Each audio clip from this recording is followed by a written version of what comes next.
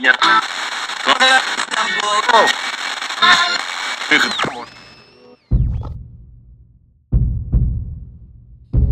come to me when I'm lonely.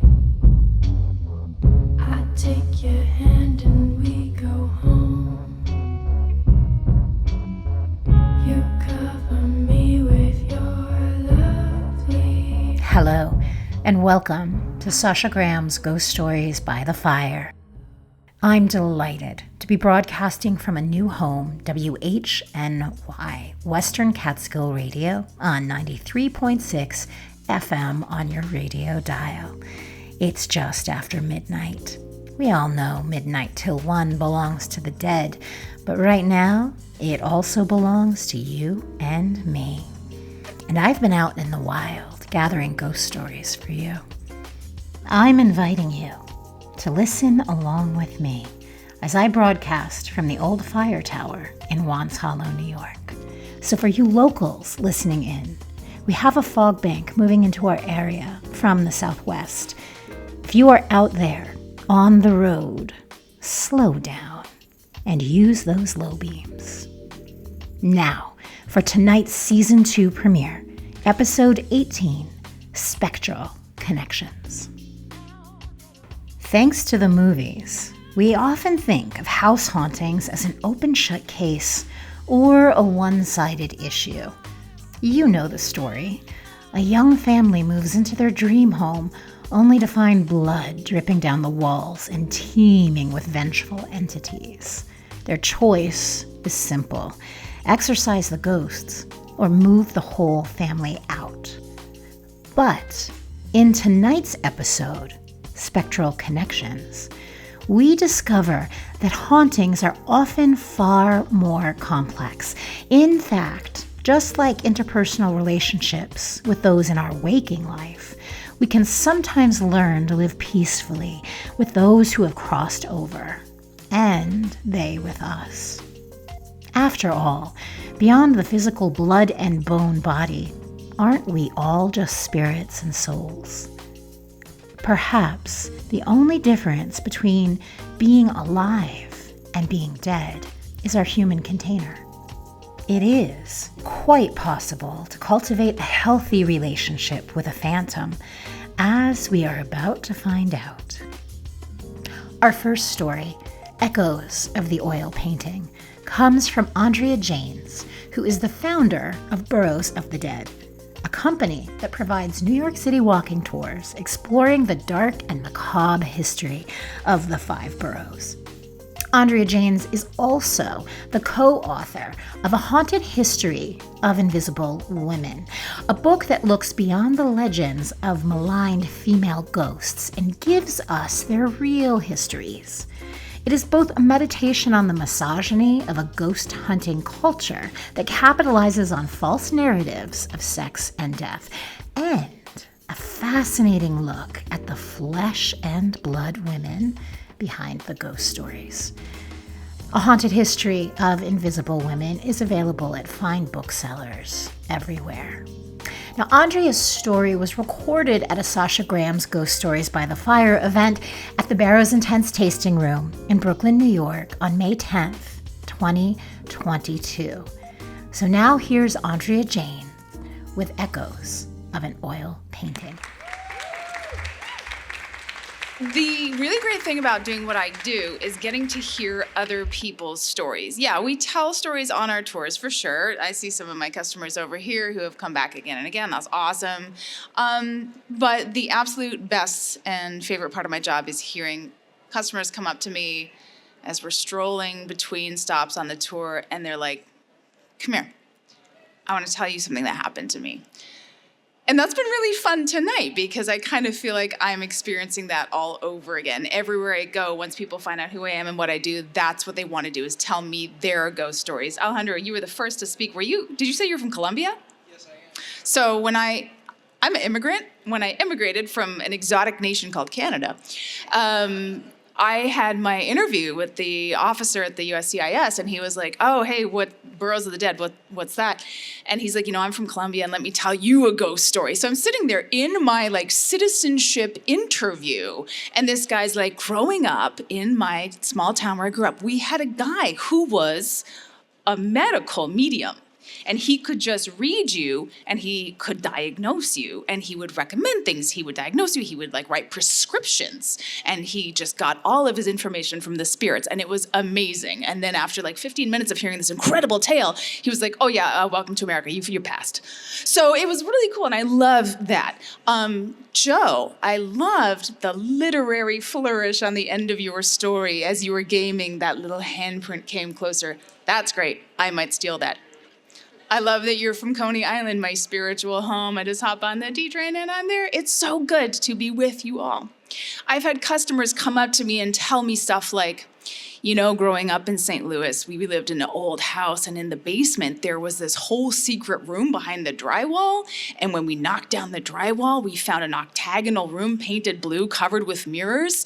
And in the center of the room was just a Rolodex. And on each card, the words blonde, blue were written over and over again thousands of times. This is the kind of stuff people tell me.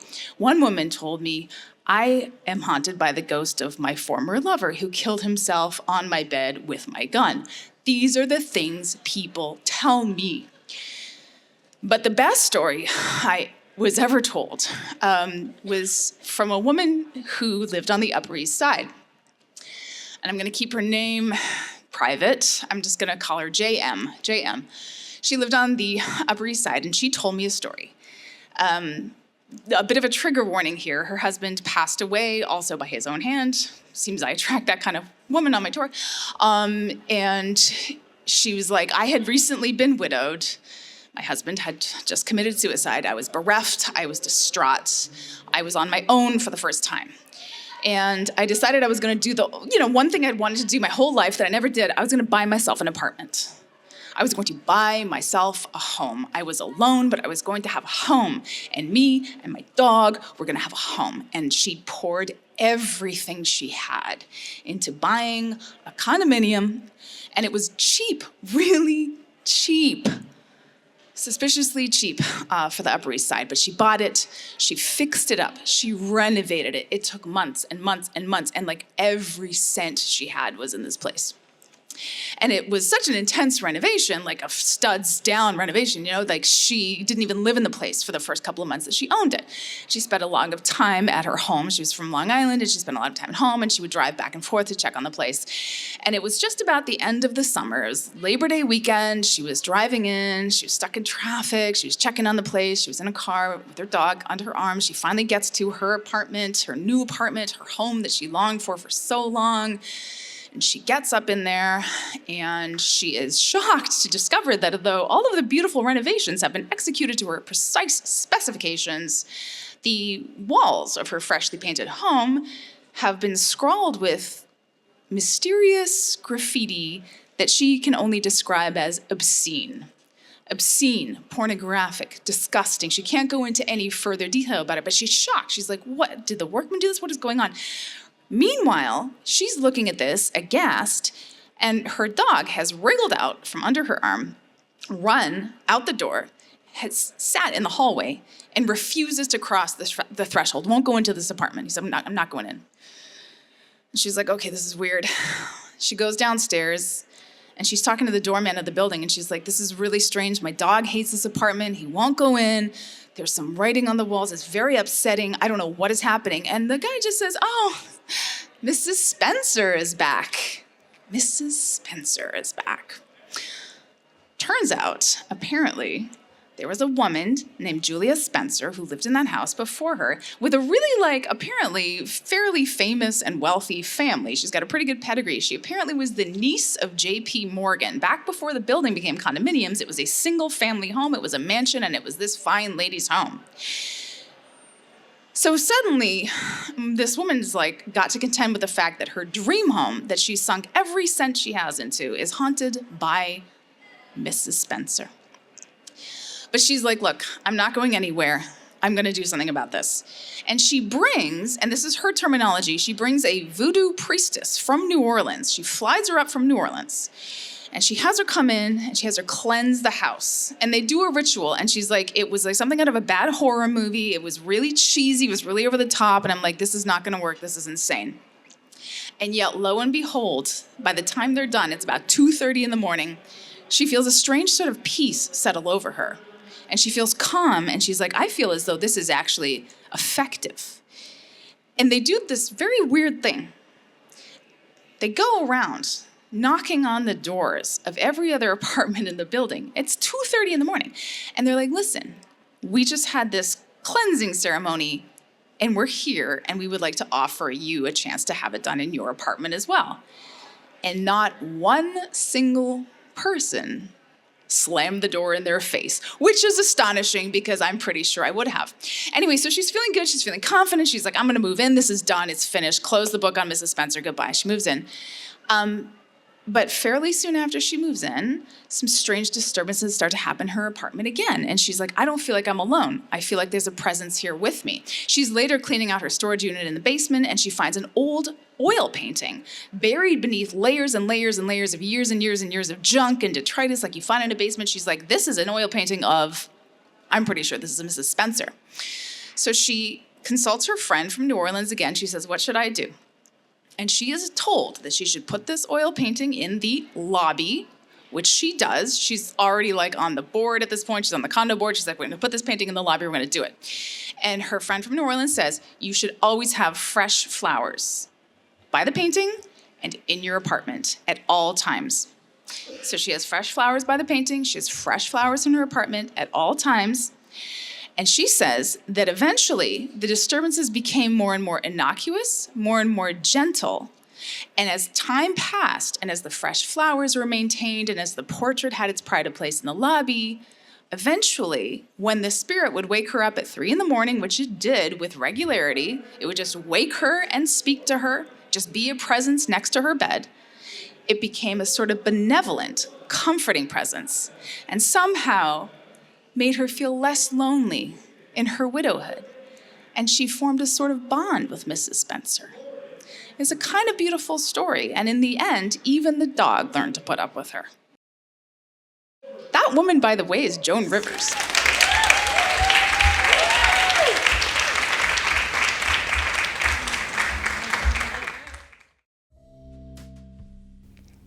There's a ghost story with a happy and glitzy ending. Joan sure was lucky to find a voodoo priestess to help her navigate her unseemly poltergeist.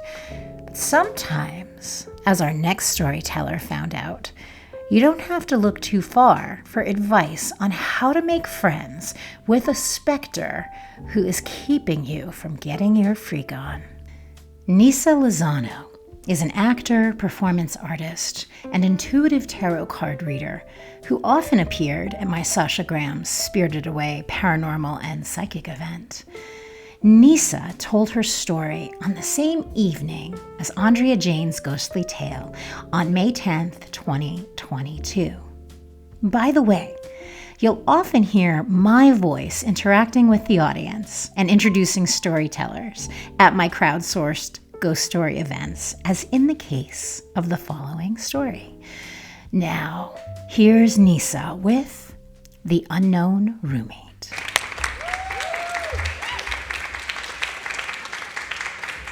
Neysa is one of our sister tarot card readers. She often can be found here reading tarot cards at Spirited Away, and she is amazing. And I'm just so excited that you're here and you're going to tell a story because you're going to love her as much as I do. Everyone, Neysa.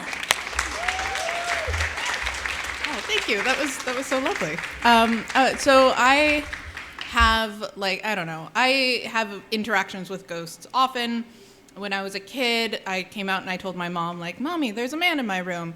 And then older, I remember being in a theater and feeling someone tap my shoulder, and I turned around and nobody was there. And I was like, oh, great. But that was shortly after this, like, really fun summer for me. So this is the story that I spent a summer in the Ezra Pound House in Haley, Idaho. Yeah. Ezra was not the ghost that I met. But it was like a very old house, had been there since like the 1800s, and everyone kind of joked that it was haunted. And the first day that we were there, like we heard running upstairs, is the one thing. And my friend and I who were there, like we decided which room was which, and I got this giant attic room. And in it was like this beautiful 4-post bed and like an old school TV, the kind that had like a butt. And I was super excited and exhausted because I had been traveling all day. It was like I had a red eye. And I go over and I collapse on the bed to take a nap. And I feel one of my cats crawl into bed with me. Except that my cats didn't come with me. And I look up and I see something run out of the corner of my eye. And I start freaking out because I knew there was something in that room. And later on, like the next day, I was talking to my mom, and my mom is also part of the paranormal world and the spiritual world and all of that goodness. So I'm talking to her, and I'm like, I swear there's something in my room. And she goes, yeah, there's a little girl on the bed behind you. And I'm like, what? And she's like, yeah, she's just bouncing on the bed. And I'm like, great. So the entire time I'm there's a little bit of an inappropriate part of the story, and so I'm sorry. I couldn't watch porn on that bed. My internet would be working great. I would put on porn, and it would immediately stop nothing. So I couldn't watch porn, and then things started getting taken from me. Like, just little, like my earrings went missing, or like a piece of chicken went missing. Just stuff just started disappearing. And then one day, this girl left the door open because you had to lock the door to close it. And so we all were really particular about closing it. And we go over to the door and it is wide open. And there is no way that could have happened. And we searched the entire house because we had been out. And we searched the entire house for somebody. No one is there. And it happened to us twice that this person just opens the door. So finally, I wish that it had a more climactic ending, but I bought her a little toy, a little blue toy. And there was a second bed in the room. So I put the blue toy there, and I was like, this is your bed. And I saged the room. And from that moment on, she was very good at not bothering me, and I could watch porn again, which was fun. Thank you. Oh my God, I love it. I know, don't you all wonder if they're like watching you, right? When you're in the shower, when you're treating your body like an amusement park, when you think nobody else is around, right? You never know. I mean, I'd be down for that if I could come back and haunt. I'd totally be a creeper. I would. Don't we all wonder, when we are alone and intimate with ourselves, if there might be some observing intelligence in the room? Could it be a ghost, a god, a peeping roommate, or worse, a hidden camera for a secret OnlyFans account? Thank you, Neysa. Here's to keeping your boundaries safe and secure, and making sure that all the ghosts in your life have what they need to stay satisfied. Speaking of boundaries, that fog bank is now moving due east along Wands Hollow Ridge. I can actually see it from the fire tower, so if any of you are out there listening in your car, stay focused, roll down your windows, and know when to pull over if the fog is too thick. Don't worry, I'm right here with you, and I've got one last story to keep you company tonight. Our final tale comes from Liri Duraku. Liri Duraku is a tarot reader, forager, and wildcrafter. She comes from a family of farmers and grew up splitting her summers between her mother's natal Macedonia and her father's natal Kosovo. She is the founder of Potions by Liri, a combination of tarot and herbal services derived of intuitively crafted herbal preparations. Liri takes the hysteria and fear out of otherworldly encounters and is a living example of honoring and sustaining relationships with the dead.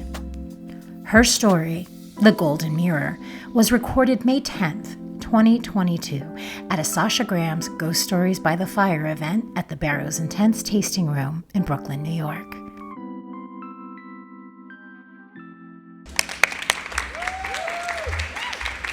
Liri, would you like to come up? I happen to know this lovely lady. This is Liri, and I'm so happy she came tonight. Thank you. My name is Liri, and I see dead people. And I've always seen dead people since I was a kid. I have had this blessing and this curse since I was a child, where I would always know if someone was passing. I would always know who has passed, and sometimes they would visit me, and it was always really overwhelming, but also really beautiful, and I felt really blessed to have this gift. And it's shaped my whole existence and the way that I see the world, and the way that I just know that all of us are so deep and we have so much to offer.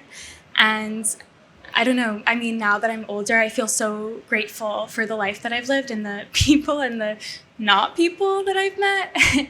And it always feels like ghosts come into my life when I'm in this space of an initiation and I'm ready to move into a new space or a new journey in my life, and these ghosts come in to welcome me. And so I'm gonna tell a little bit of a story of this one ghost who is my best friend. But I don't mean it in like a literal sense, but she lived in the house that I lived in for a really long time, and we became very close, and to this day we have this like portal of connection. So when I was like 22, 23, around that age, I moved to Narrowsburg, New York, which I know some of you are familiar with. And I lived in this old house that was big and red and a farmhouse, and it was there since the 1860s. And very immediately, I met the spirit of this woman, and her name was Juliet.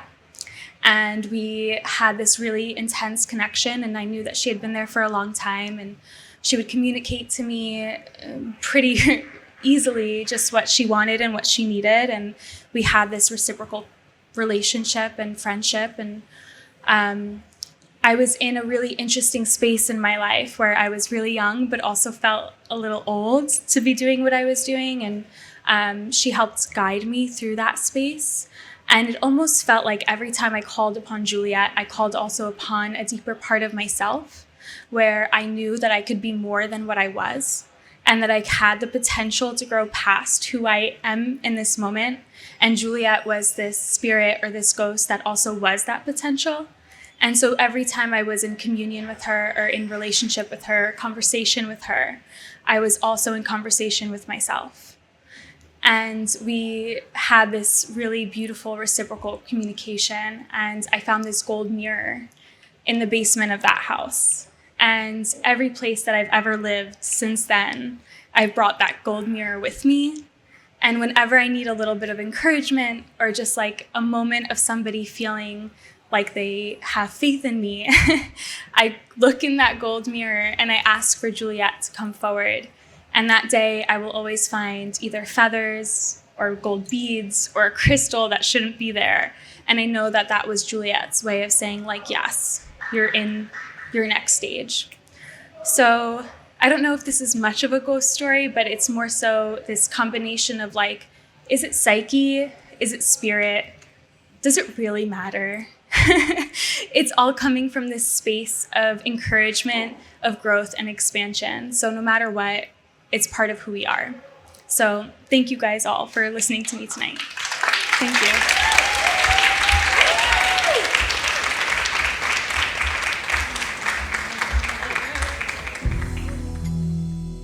I love Liri's story. 1, because mirrors are highly charged magical items and doorways between worlds.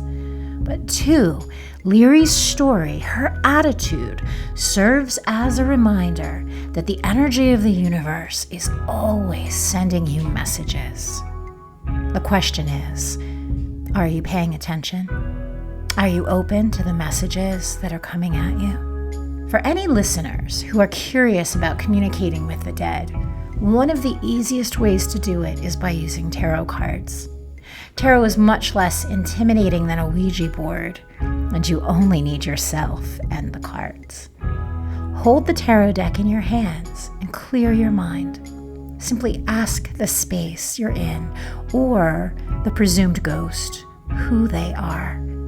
Flip a card, focus on the image, and observe what pulls your attention. this will always be the answer. Continue asking questions of your cards and trust what unfolds. And always assert boundaries and manners when dealing with humans and spirits alike.